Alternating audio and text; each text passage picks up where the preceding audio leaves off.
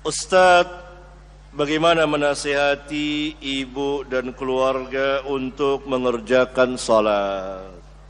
Sudah dikasih omongan, cuma belum mau juga untuk salat. Hidayah. Innaka la tahdi man ahbabta. Allah Subhanahu wa taala berfirman kepada Nabi yang mulia sallallahu alaihi wasallam, sesungguhnya engkau tidak bisa memberikan hidayah kepada orang yang kau cintai. Nabi yang mulia,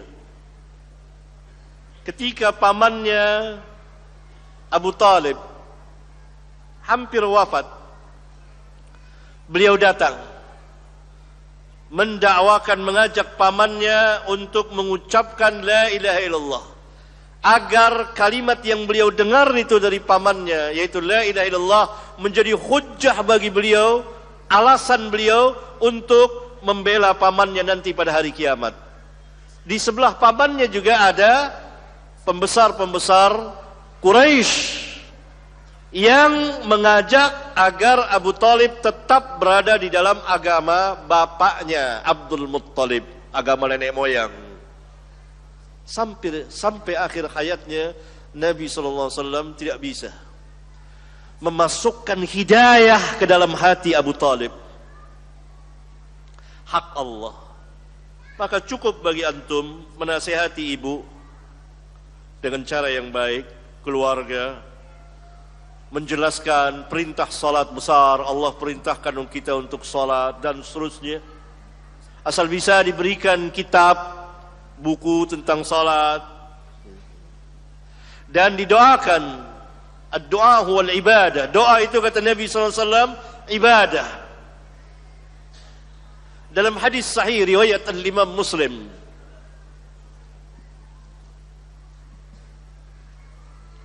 riwayat Imam Muslim, hadis yang cukup panjang.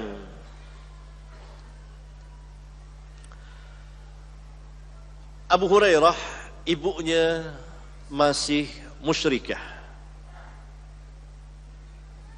kafirah.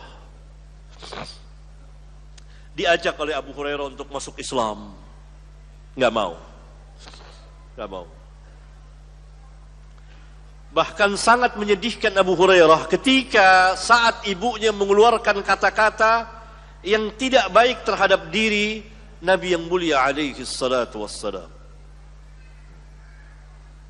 Dia sedih. Lalu datang pada Nabi SAW menceritakannya. Doakan ya Rasulullah agar ibuku masuk Islam. Ibuku masuk Islam. Rasulullah SAW mendoakannya. Mendengar itu, Abu Hurairah kegirangan, gembira, ingin memberikan kabar gembira kepada ibunya bahwa Nabi SAW mendoakannya agar ia masuk Islam. Begitu sampai di muka pintu rumahnya, dia mendengar suara orang mandi. Kemudian ada suara dari dalam. Abu Hurairah diam dulu di tempat. Kemudian Abu Hurairah mendengar ada seorang seolah-olah memakai kerudung. Lalu ibunya setelah mandi kemudian segera memakai kerudung, jilbab, keluar. Ya Abu Hurairah, dia bersaksi, asyhadu an la ilaha illallah, asyhadu anna, masuk Islam. Masuk Islam. Perhatikan perempuan-perempuan dahulu begitu masuk Islam langsung pasang kerudung. Bahkan itu belum mengucapin itu udah pasang, dirobek tuannya. Mungkin orang dia pasang, pakai. Bagaimana dengan muslimah kita sekarang? Ikhwan, antum bertanggung jawab terhadap muslimat. Ar-rijalu qawwamuna 'alan nisa. Ar-rijalu qawwamuna 'alan nisa. Atau antum terbalik?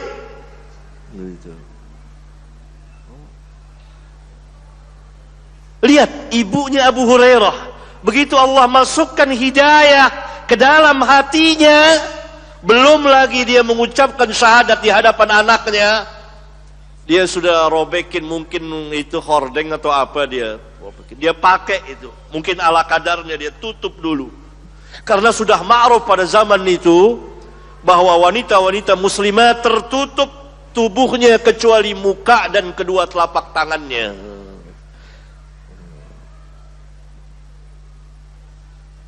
Pakai. Karena khimar yang diperintah Allah dalam Al-Quran menutup kepala, tidak menutup muka.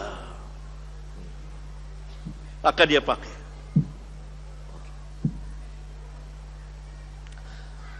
Ada awakan muslimah suruh pakai jilbab, tutup auratnya. Dia keluar syahadat. Abu Hurairah kegirangan lagi, balik lagi kepada Nabi sallallahu alaihi wasallam. Ya Rasulullah, doamu. Ya Rasulullah, bergembiralah, Allah telah mengijabahkan doamu. Ya Rasulullah, sekarang doakan lagi, minta lagi doa. Minta doa kepada Nabi boleh enggak? Boleh. Tapi setelah Nabi sallallahu alaihi wasallam mati, Abu Hurairah datang ke kuburnya minta doa?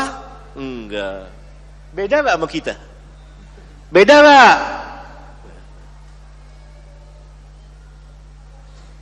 Abu Hurairah suka minta doa sama Nabi. Ya Rasulullah, doakan, saya hafalannya kurang.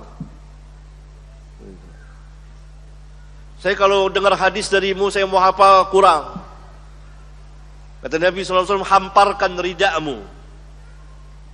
Nanti setelah saya sabdakan, ngomong, pegang, peluk gini. Dilakukan peluk ini. Setelah itu Abu Hurairah nggak pernah lupa lagi. Abu Hurairah berdoa, diaminkan oleh Nabi SAW. Amin. Ya Allah, berikan aku ilmu yang tidak pernah lupa. Amin, kata Nabi. Diijabahkan oleh Allah. Abu Hurairah nggak lupa.